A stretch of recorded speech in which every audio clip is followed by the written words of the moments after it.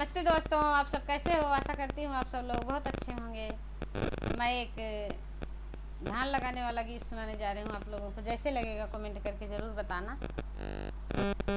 एक सावन के महीने में एक पत्नी अपने पति से कहती है मैं अपने मायके जाऊँगी, तो उसका पति उससे क्या कहता है आप लोग सुनिएगा और कमेंट करके ज़रूर बताइएगा कैसे लगा। बरसे हैं यात्रा छिटकी गाई दुबिया हो ना, धाना कौनी कौनी जाबू नाई हरावा हो ना।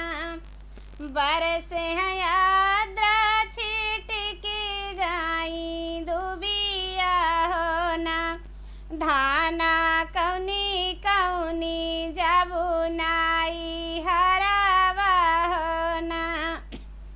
सिकिया ही चिरी चिरी नैया बनाऊ बई हो ना, पिया वही चढ़ी जबई नाई हरावा हो ना।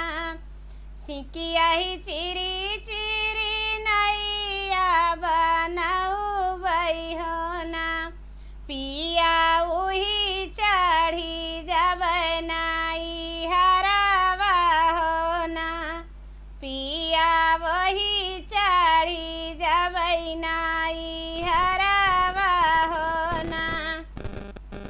टूटी जई है सिकिया डूबकी जाबू धनिया हो ना, धाना टूटी जई है ससुररिया से नतावा हो ना। टूटी जई है सिकिया डूबकी जाबू धनिया हो ना, धाना टूटी जई है ससुररिया से नतावा हो ना। हमारे बपैया जी के लहुरी बिटियावा हो ना, पिया वही नाते जया ससुररिया हो ना।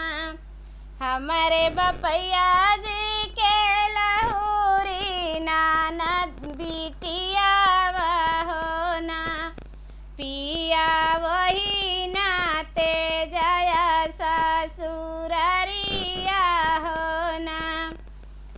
माई तो हर बूढ़िया बहिनी ससुराई तिनी हो ना, धाना तोरी भौजी मुहावौ ना बोली है हो ना।